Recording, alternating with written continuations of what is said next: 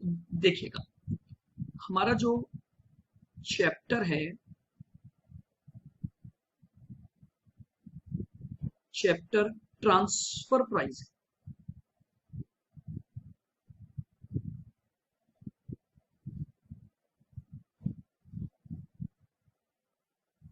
Now आज हम discuss करने जा रहे हैं इसके एक बहुत ही इंपॉर्टेंट टॉपिक पर। तो आप हेडिंग डाल लेंगे, टॉपिक है determination of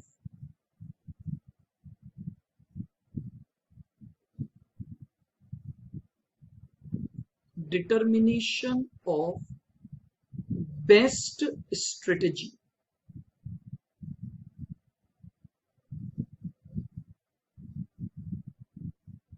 determination of best strategy of divisions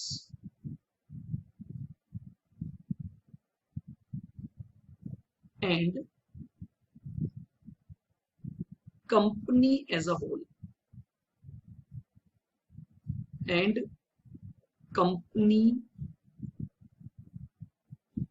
a whole.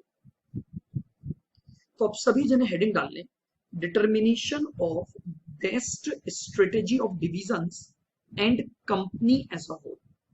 अब मेरी बात को बिल्कुल ध्यान से सुनिएगा, देखिएगा, ये जो है ये हमारी एक कंपनी है एक्स लिमिटेड, ठीक है। ये क्या है, हमारी कंपनी है एक्स लिमिटेड। इस एक्स लिमिटेड में दो डिवीजन वर्क कर रहे हैं।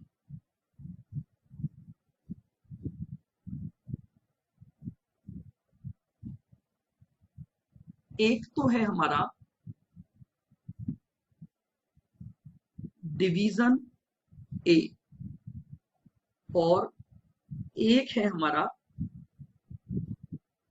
डिवीजन बी, ठीक है।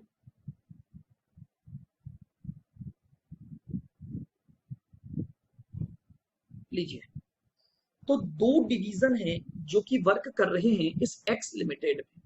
Now for the further concept आप इसे तो मानेंगे ट्रांसफरर डिवीजन, ठीक है। हम इसको तो मान रहे हैं ट्रांसफरर और ये डिवीजन हो गया हमारा transfer.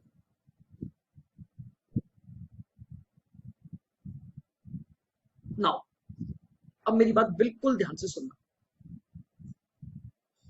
The object of this topic is to identify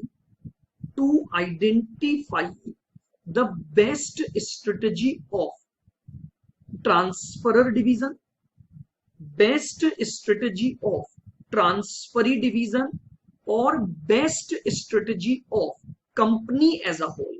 यानी मैं यहां पर जो बात कर रहा हूं, इस टॉपिक में हमें क्या बातें डिस्कस करनी है। मुझे बात करनी है बेस्ट स्ट्रेटेजी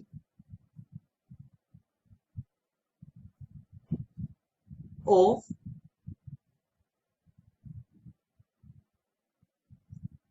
डिवीजन ए यानी ट्रांसफरर की। क्लियर? फिर मुझे सीखना है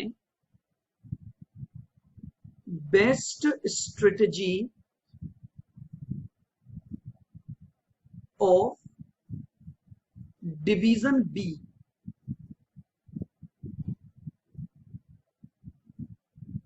डिवीजन बी यानी हमारा जो ट्रांसफरी डिवीजन है,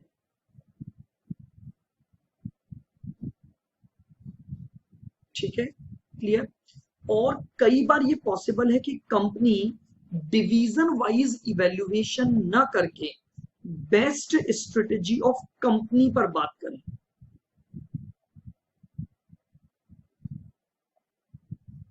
बेस्ट स्ट्रेटेजी ऑफ कंपनी। तो the object of the topic is to identify best strategy of each and every division as well as best strategy of X limited. तो हम एक एक बात को आराम से इस बात को डिस्कस करते हैं। चलिएगा, सबसे पहले मैं बात करता हूं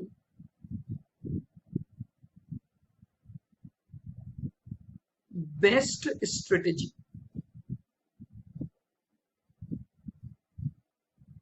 for division A. For division A,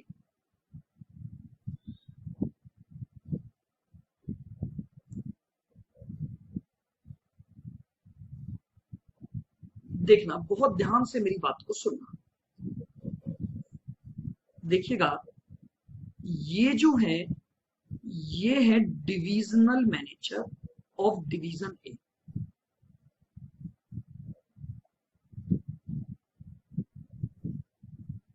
divisional manager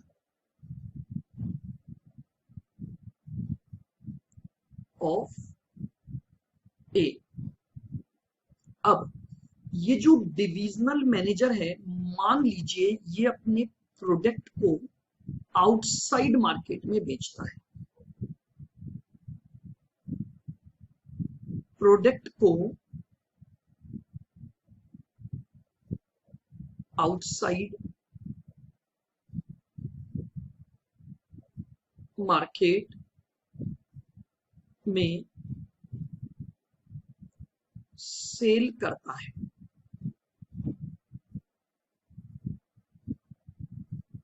ठीक है, अब आप जानते हैं कि आउटसाइड मार्केट में डिमांड एंड प्राइस का एक रिलेशन मेंटेन होता है कि अगर मान लीजिए ये जो डिवीजन ए है ये मार्केट की रिसर्च को देख रहा है और कुछ फोरकास्टिंग कर रहा है, बोले मैं अगर सेलिंग प्राइस 18 रुपए रखता हूं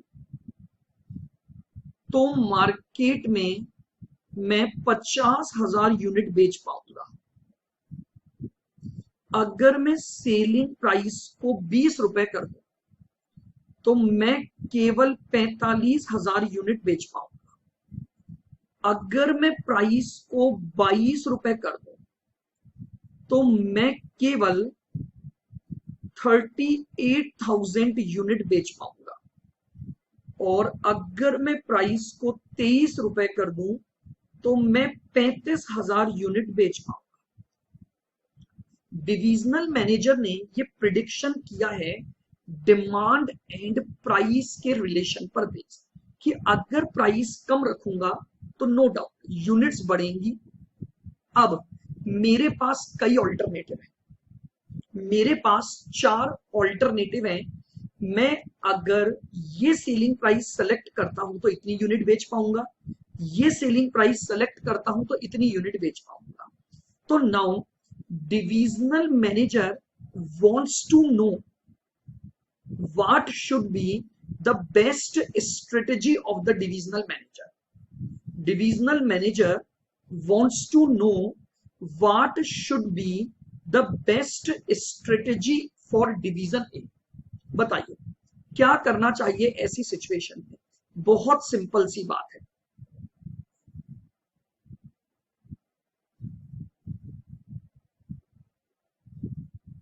We have to calculate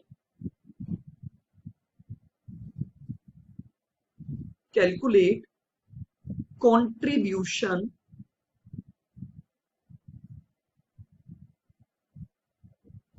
oblique profit for each available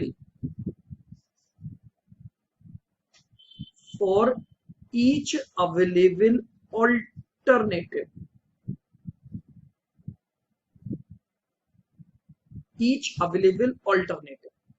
सबसे पहले मेरे पास जितने भी ऑल्टरनेटिव अवेलेबल हैं मैं उन सभी ऑल्टरनेटिव को काम में लूंगा और उनका कंट्रीब्यूशन या प्रॉफिट निकाल लूंगा।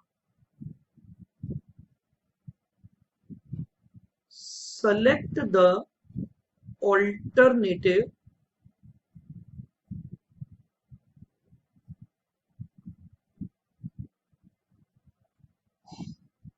provide highest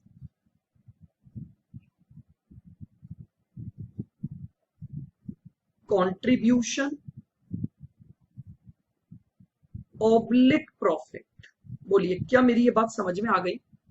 जो डिवीजन ए था, ट्रांसफरर डिवीजन, अभी मैं बात कर रहा हूं, ये केवल आउटसाइड मार्केट को बेच रहा है, यानी no transfer, no transfer to other division, no transfer to other division. तो बहुत सिंपल सा कॉन्सेप्ट बना, मैं डिवीजन ए के सभी ऑल्टरनेटिव का इंपैक्ट निकालूंगा, इसका रिजल्ट निकालूंगा, और जो मुझे हाईएस्ट कंट्रीब्यूशन या प्रॉफिट कमा कर देगा, मैं उस ऑल्टरनेटिव को क्या कर लूंगा, सेलेक्ट कर लूंगा। तो ये ऑटोमेटिकली मेरी इस डिवीजन की क्या बन गई, बेस्ट स्ट्रेटेजी बन जाएगी। चलिएगा और देखते हैं। देखिए ये है हमारा divisional manager.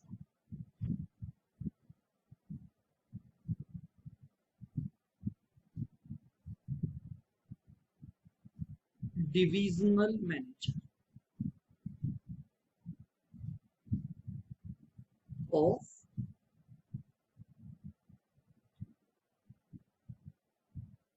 Division A. Now अब ये जो डिविजनल मैनेजर है, इसके पास मान लेते हैं कि जो प्रोडक्शन कैपेसिटी है, ठीक है, प्रोडक्शन कैपेसिटी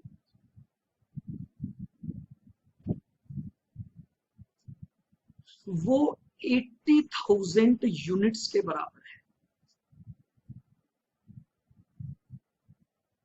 ठीक है, बहुत ध्यान से मेरी बात को सुनना कि क्वेश्चन कैसे कैसे बेस्ट स्ट्रेटेजी से पूछ सकता है।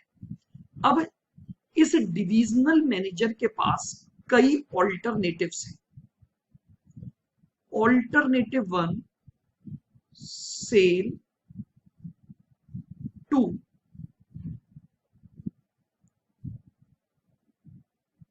outside market,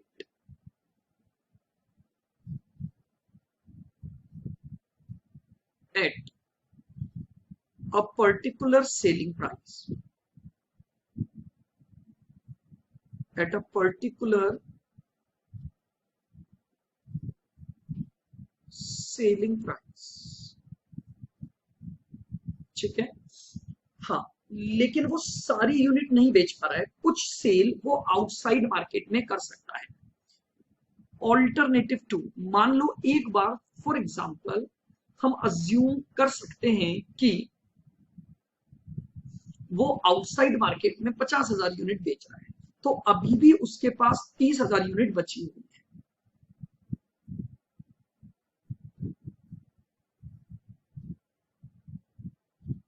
transfer to other division, लीजिए उसके पास एक ऑल्टरनेटिव आया कि उसी ऑर्गेनाइजेशन में जो एक दूसरा डिवीजन है, उसने कुछ यूनिट की डिमांड की कि प्लीज इतनी यूनिट आप मुझे ट्रांसफर कर दो। Alternative 3,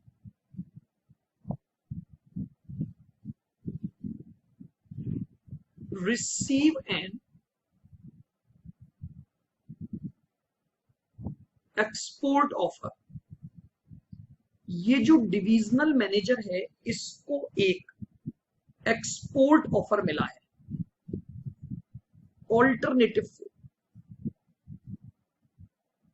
higher out spare capacity, hire out spare capacity. तो क्या आप मेरी अब बात समझ पा रहे हैं? अगेन मुझे इस ट्रांसफरर डिवीजन के व्यू पॉइंट से इसकी बेस्ट स्ट्रेटेजी को सेलेक्ट करना है। बताइए क्या करूंगा? मैं वही काम दोबारा कर रहा हूं। मैं डिवीजन ए के पास जितने भी ऑल्टरनेटिव्स अवेलेबल हैं उन सभी ऑल्टरनेटिव्स को इवेल्युएट करूंगा और जो बेस्ट ऑल्टरनेटिव होगा वही डिवीजन ए की बेस्ट स्ट्रेटेजी बनेगी। एंड मे बी पॉसिबल कि more than one alternative we can opt. देखिएगा, तो यानी what will be the rule?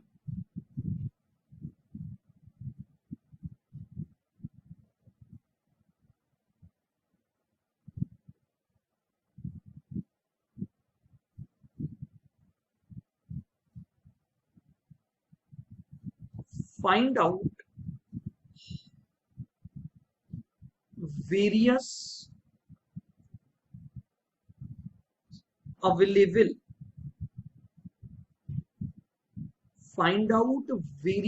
available alternatives,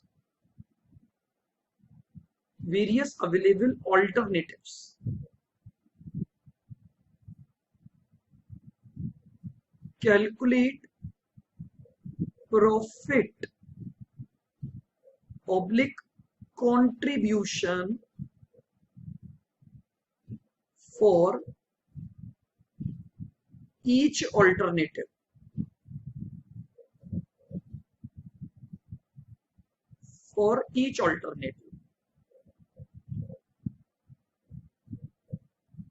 Select the best.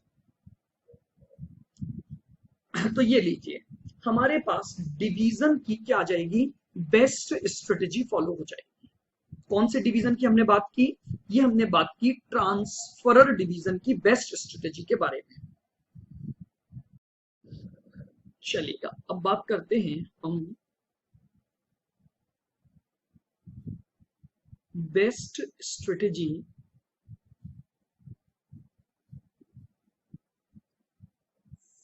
For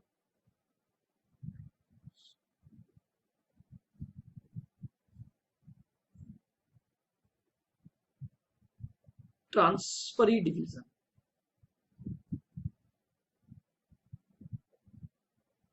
ठीक है, यानी अगर अब मैं डिवीजन बी की बातें कर रहा हूं, ध्यान से मेरी बात को सुन, देखिएगा।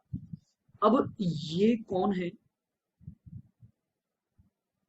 ये है हमारे डिवीजन बी का डिविजनल मैनेजर।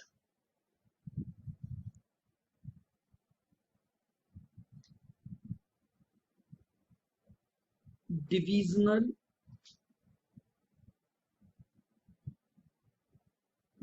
मैनेजर, बहुत ध्यान से सुनो।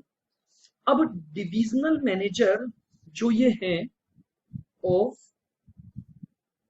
बी, इसके पास सबसे पहले दो सोर्सेज हैं अपने पास प्रोडक्ट को लेने के।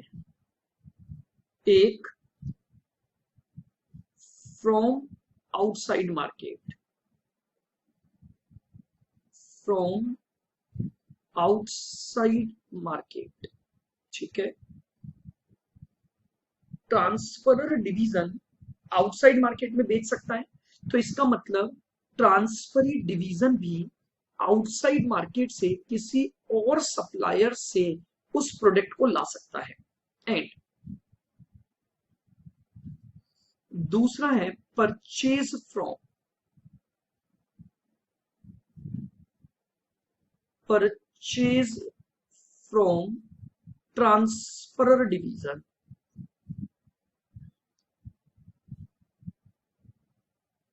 ट्रांसफरर डिवीजन, बोलिए क्लियर है? बिल्कुल।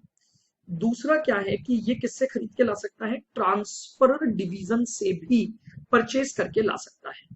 तो मेरे पास यानी डिवीजन बी के डिविजनल मैनेजर के पास दो ऑल्टरनेटिव आ गए फॉर सोर्सेज ऑफ सप्लाई, कि या तो ये इसे आउटसाइड मार्केट से ले आए या फिर ये इसे किस डिपार्टमेंट से जो ट्रांसफरर डिवीजन है उससे क्या कर ले, परचेज कर ले।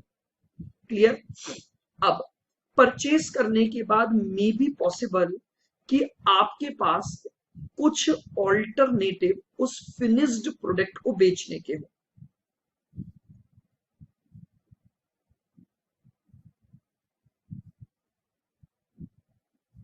सेल्स ऑल्टरनेटिव,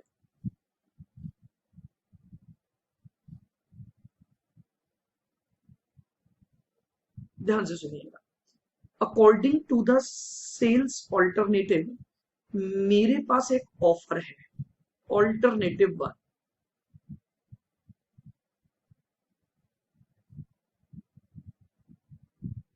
ऑफर फ्रॉम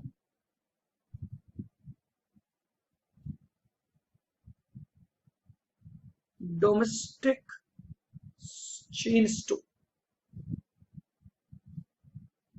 एक डिपार्टमेंटल स्टोर है, उसने बोला कि मैं आपके प्रोडक्ट को परचेज कर लूंगा। या एक दूसरा ऑल्टरनेटिव है, मैं इसे अपने नॉर्मल रेगुलर मार्केट को बेचूं। Sell to regular customer, sell to regular customer. आप मेरी बात समझ पा रहे हैं? आपने सबसे पहले रॉ मटेरियल सोर्सेस से लिया, उससे अपना एक प्रोडक्ट बनाया और उस प्रोडक्ट को अब आप बेच सकते हो इन ऑल्टरनेटिव में। नाउ अब अगर मैं ये बोलूं कि मुझे डिवीजन बी की बेस्ट स्ट्रेटेजी ढूंढनी है, तो डिवीजन बी के पास 4 ऑल्टरनेटिव अवेलेबल हो गए हैं। मेरी बात को बहुत ध्यान से सुनना। डिवीजन बी उस कंपोनेंट को या रॉ मटेरियल को आउटसाइड मार्केट से खरीदे, प्रोडक्ट बनाए और उसे इस डोमेस्टिक चेन स्टोर को सेल कर। वापस सुनना। अब डिविजनल मैनेजर बी के पास 4 ऑल्टरनेटिव अवेलेबल हो चुके हैं। आउटसाइड मार्केट से खरीदे, प्रोडक्ट बनाए और इस डोमेस्टिक चेन स्टोर को बेच दे। दूसरा ऑल्टरनेटिव, आउटसाइड मार्केट से खरीदे, प्रोडक्ट बनाए और अपने रेगुलर कस्टमर को माल बेच दे। तीसरा, ट्रांसफरर डिवीजन से खरीदे, प्रोडक्ट बनाए और डोमेस्टिक चेन स्टोर को बेच दे। चौथा, ट्रांसफरर डिवीजन से खरीदे, प्रोडक्ट बनाए और अपने रेगुलर कस्टमर को बेच दे। तो यानी आप मेरी बात समझ पा रहे हैं? अब अगर डिविजनल मैनेजर बी के व्यू पॉइंट से, डिविजनल मैनेजर बी के व्यू पॉइंट से अगर मुझे बेस्ट स्ट्रेटेजी सेलेक्ट करनी है, तो मुझे वापस से वही काम करना है कि अब मैं डिवीजन ए को भूल गया, अब मैं डिवीजन ए को भूल गया और केवल डिवीजन बी की तरफ से सोचूंगा कि भैया डिवीजन बी के पास जितने भी ऑल्टरनेटिव्स हैं, फिर उन सब ऑल्टरनेटिव को इवेल्युएट करो और उस अकॉर्डिंग इसकी बेस्ट स्ट्रेटेजी डिसाइड कर दो। तो यानी क्या मतलब हुआ,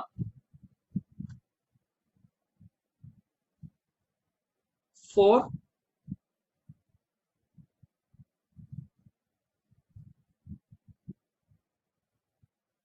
transferee division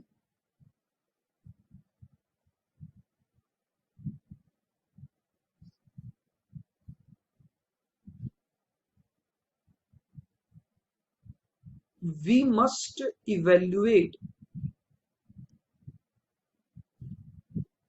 we must evaluate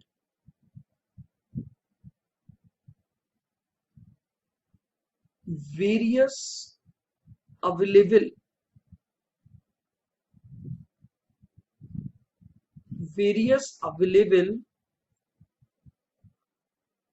alternatives, various available alternatives and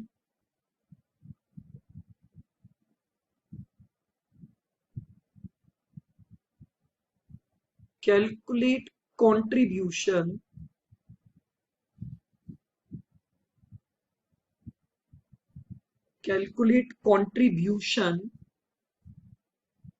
of each alternative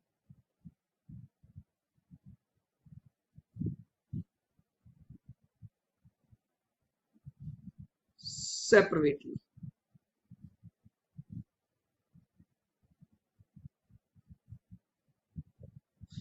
ठीक है, ट्रांसफरी डिवीजन के लिए भी हमें यही करना है, सभी अवेलेबल ऑल्टरनेटिव्स को इवेल्युएट करना है और हर ऑल्टरनेटिव इवेल्युएट का कंट्रीब्यूशन कैलकुलेट कर लेंगे।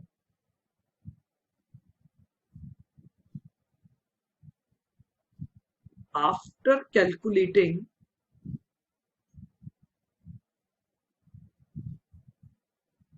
contribution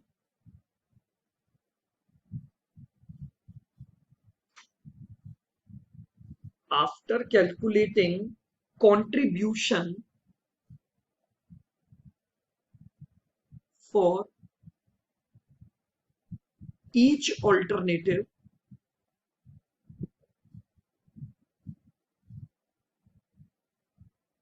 or each alternative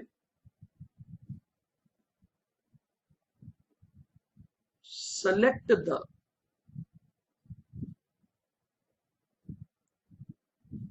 best alternative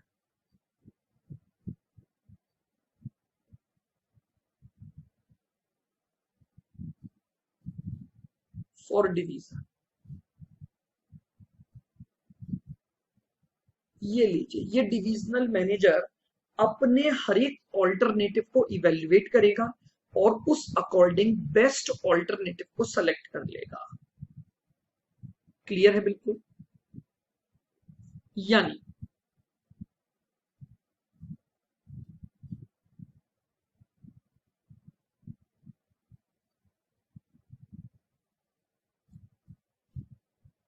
अगर मैं अब एक जनरल रूल बनाऊं,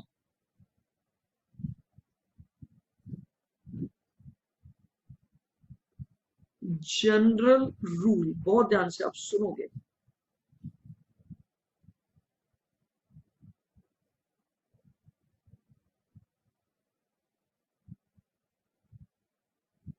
whenever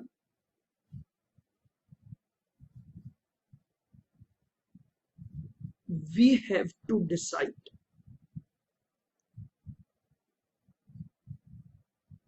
whenever we have to decide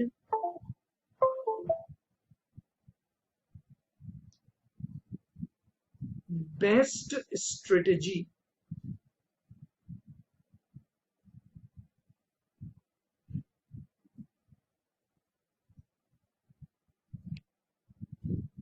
we have to decide best strategy for any division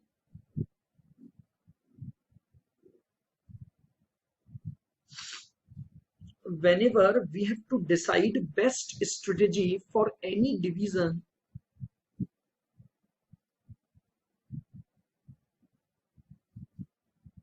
evaluate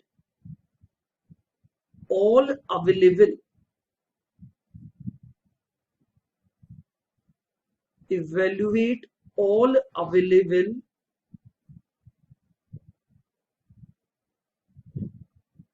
alternatives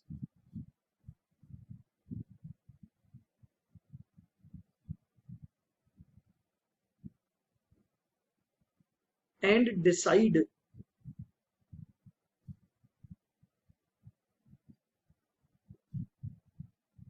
accordingly।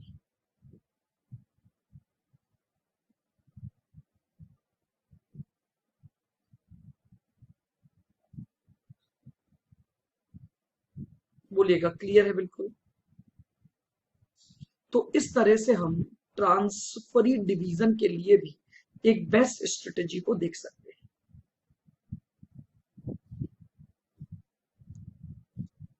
आइए,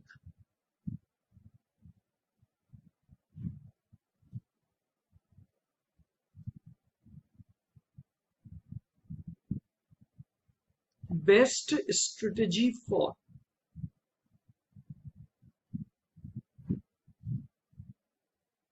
कंपनी एज अ होल। लीजिएगा, अब मैं डिवीजन वाइज नहीं सोचूंगा। Now we have to frame the best strategy for the company, यानी एक ऐसी strategy को ढूंढना जिसकी वजह से कंपनी का ओवरऑल प्रॉफिट बढ़े। भले ही डिवीजन के प्रॉफिट कम रहे, लेकिन अगर मुझे कंपनी एज अ होल सोचना है तो मुझे ये सोचना पड़ेगा कि यार कंपनी का प्रॉफिट कैसे बढ़ा सकता हूं। देखिए,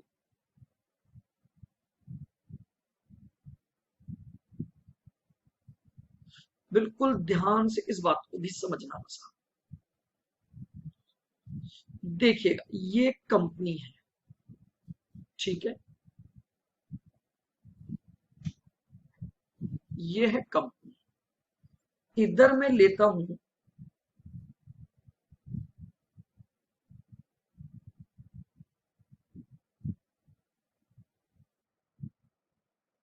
transferor division,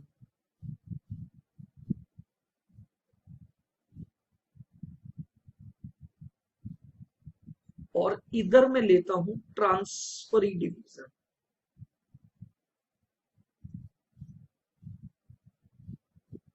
transferee division,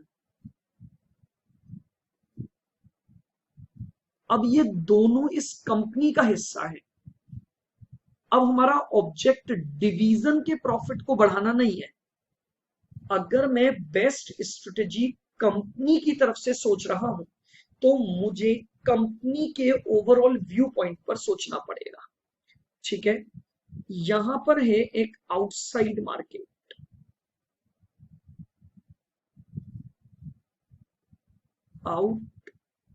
outside market,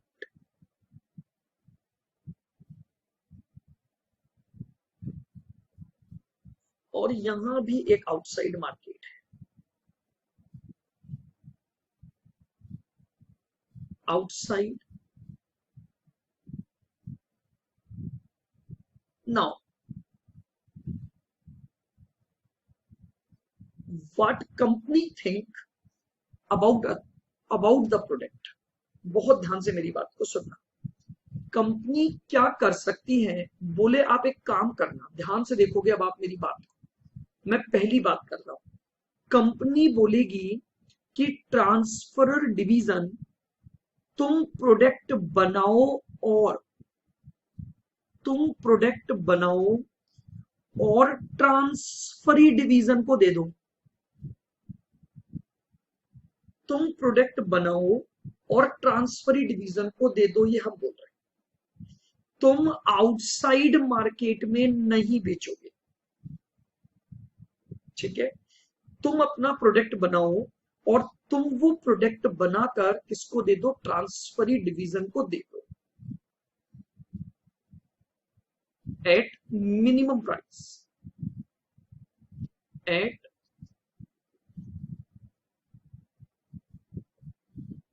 minimum price, ठीक है। नाउ तो कंपनी ने अपनी स्ट्रेटेजी बनवाई।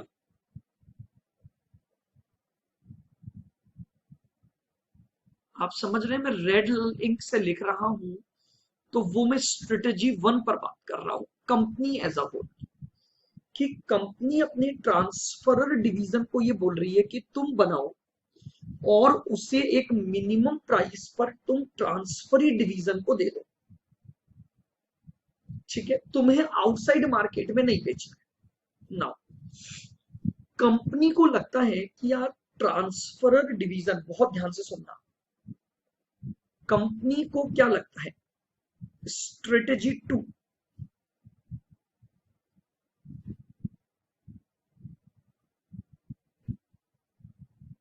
स्ट्रेटेजी 2 बोले कंपनी को ये लगता है कि यार इसके बजाय हमारा प्रॉफिट बढ़ सकता है अगर हम ट्रांसफरर डिवीजन को अलाउ कर दें आउटसाइड मार्केट, अलाउ, बोले तुम तो आउटसाइड मार्केट में बेचो, क्योंकि आउटसाइड मार्केट में बेचना तुम्हारे लिए फायदेमंद है। और वहीं दूसरी तरफ हम अपने ट्रांसफरी डिवीजन को बोलें कि भैया तुम आउटसाइड मार्केट से खरीद लाओ, हम तुम्हें ट्रांसफरर से नहीं दिलवाएंगे, तुम ऐसा करो कि तुम इसे आउटसाइड मार्केट से खरीद लो।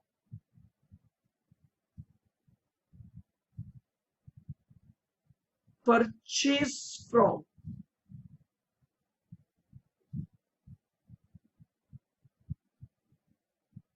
आउटसाइड मार्केट, ये लो। तो that will be the strategy of the company.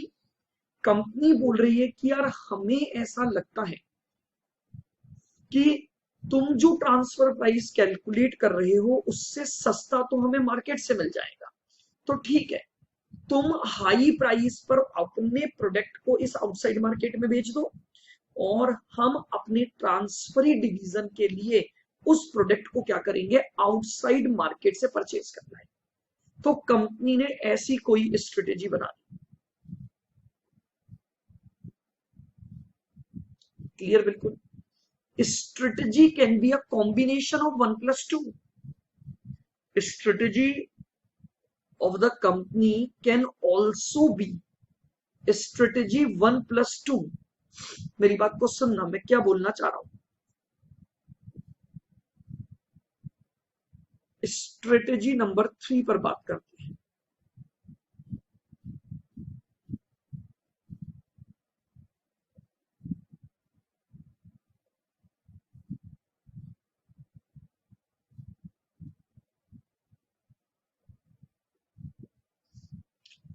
Company क्या बोलती है, ट्रांसफरर डिवीजन को, ध्यान से सुनना, कंपनी ट्रांसफरर डिवीजन को क्या बोल रही है, बोले तुम अपने आउटपुट को स्प्लिट कर दो,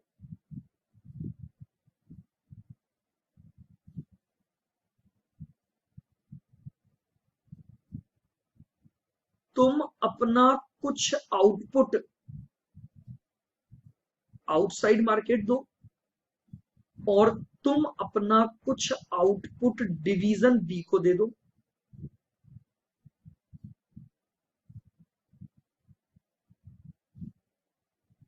तो तुम अपने आउटपुट को इस तरह से ले जाओ। And on the other hand transferee division को कुछ यूनिट तो यहां से मिल गई, ट्रांसफरी डिवीजन को कुछ यूनिट तो यहां से मिल गई और बाकी बची हुई वो आउटसाइड मार्केट से दिलवा देगा।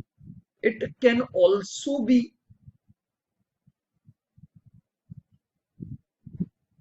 अ strategy decided by the company. तो मेरी बात को आप थोड़ा सा समझें कि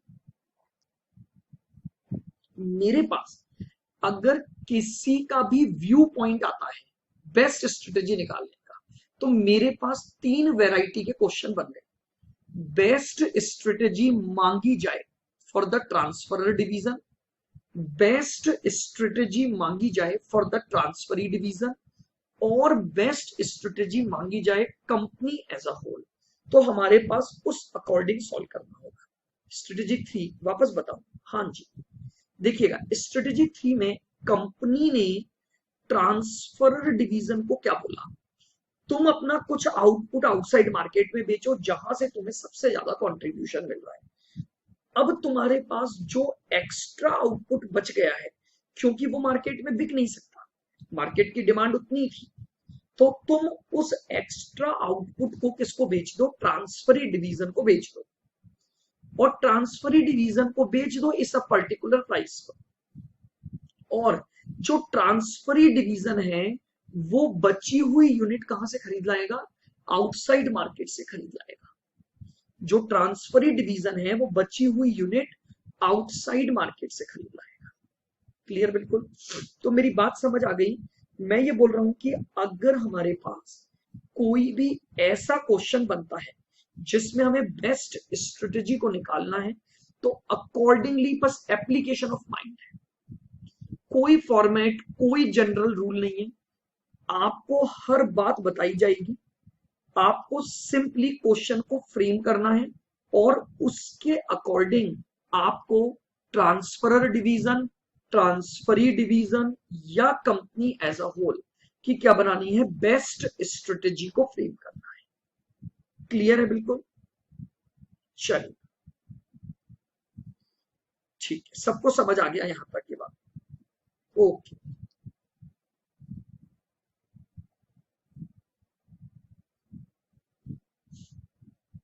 ठीक है, तो इसमें मुझे, मेरे को नहीं लगता कुछ लिखवाने की रिक्वायरमेंट है।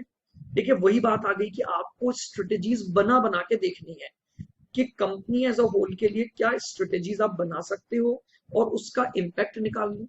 लिख लो आप चाहो तो, लो हम इसको भी लिख देते हैं। Rule,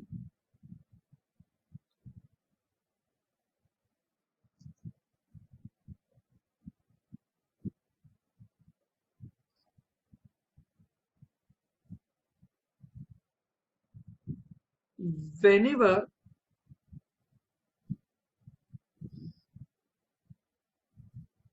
we have to decide, whenever we have to decide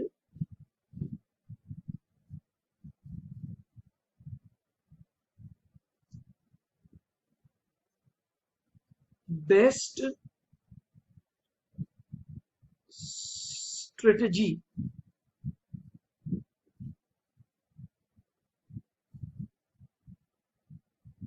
for company, then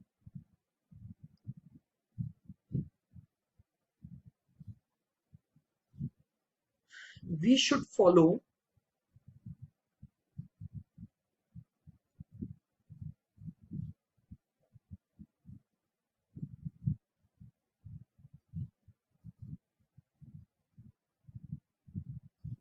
company viewpoint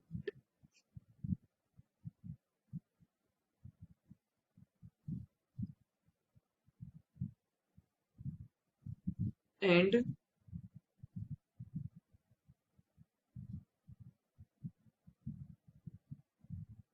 it,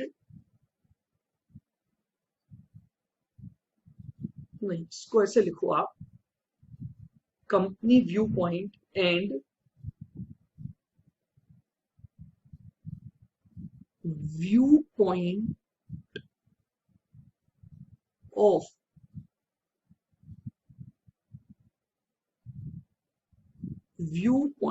divisions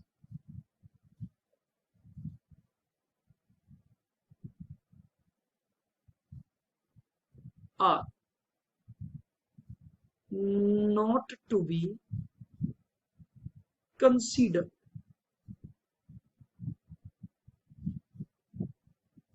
not to be considered।